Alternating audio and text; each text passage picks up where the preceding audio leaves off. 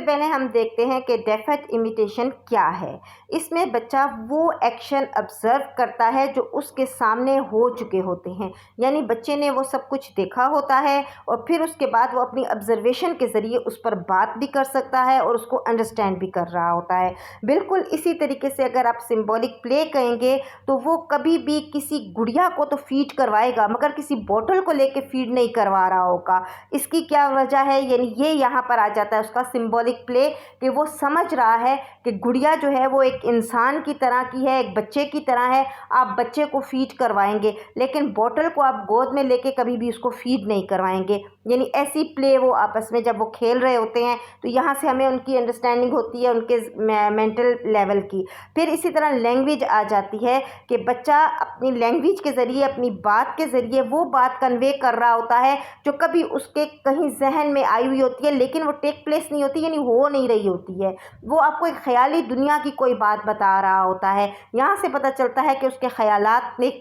کس قدر میچورٹی۔ سب سے پہلے تو پری آپریشنل تھاٹس تقریباً بالکل مختلف ہو جاتی ہیں سینسری موٹر انٹیلیجنس سے، کیونکہ ریپریزنٹیشنل تھاٹ میں بچہ اپنی شخصیت کا اظہار کرنے لگتا ہے، وہ جو کچھ سوچتا ہے وہ اس کو بیان کرنا شروع کر دیتا ہے اور اپنے ایکشن سے شو بھی کرنا شروع کر دیتا ہے۔ پھر سب سے بڑی بات یہ کہ اس کی کوئی بھی چیز یا کوئی بھی بات یا کوئی بھی حرکت جو ہے وہ لمیٹڈ نہیں ہوتی، یعنی وہ یہ نہیں کر رہا ہوتا کہ کچھ کسی گول کو اچیو کرنے کے لیے کچھ کر رہا ہو، بلکہ وہ سمپلی کیپیبل ہوتا ہے کہ کسی بھی بات کو ریفلیکٹ کر سکتا ہے، یا پھر یہ کہ اس کے پاس جو انفارمیشن ہے، جو نالج ہے، وہ اس کو اپنے ذہن میں جج کر سکتا ہے کہ میں نے کس طریقے سے یہ بات میں کروں یا نہ کروں، یعنی ری ایگزامن کر لے گا وہ اپنے مائنڈ میں۔ اس کے ساتھ ساتھ وہ مختلف سمبلز کو انڈرسٹینڈ کرنے لگتا ہے، سوچنا شروع کر دیتا ہے، نمبروں سے کھیلنا شروع کر دیتا ہے، نمبروں کو سمجھنا شروع کر دیتا ہے، سائزز بتا سکتا ہے آپ کو،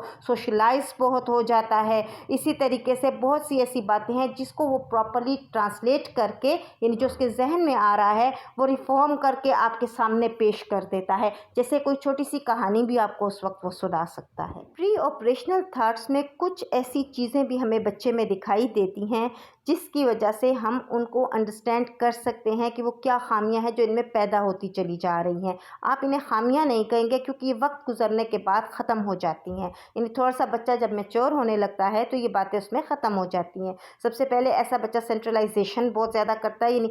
ایگو بہت زیادہ ہوگی اس میں، اپنے آپ کو بہت زیادہ سمجھے گا، ارریورسیبلٹی اس میں زیادہ آ جائے گی۔ پھر اسی طریقے سے وہ اپنے ٹرانسفارمیشن کے بجائے اس کو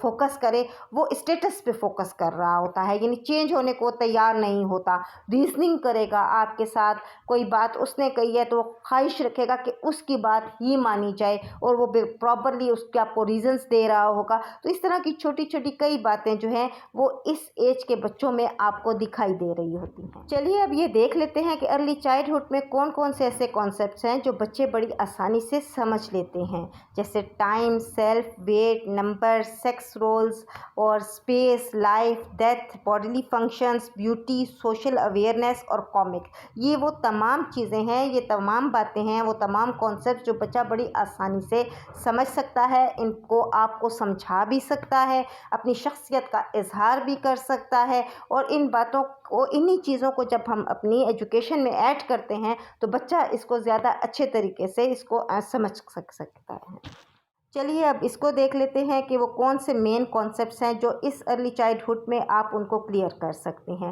ان میں چند ایک جو ہیں وہ یہی آپ کو اپنی بکس میں بھی دکھائی دیتے ہوں گے، اسپیشلی میتھ کی بک میں بھی دکھائی دیتے ہوں گے، دوسری بکس میں بھی، جن میں ٹائم ہے، سیلف ہے، ویٹ، نمبر، سیکس رولز ہے، یعنی میل اور فیمیل کا ڈفرینس جو ہے وہ اس کو سمجھ سکتا ہے، اسپیس دینا کسی بھی چیز کو، یعنی بیچ میں ڈفرینس کرنا، اس کو جگہ دینا، پھر اسی طرح لائف اور ڈیتھ کو وہ سمجھتا ہے، باڈیلی فنکشنز جان سکتا ہے، بیوٹی کو، سوشل اویئرنیس اور کامک، یعنی ان سب چیزوں کو وہ بآسانی انڈرسٹینڈ کر سکتا ہے۔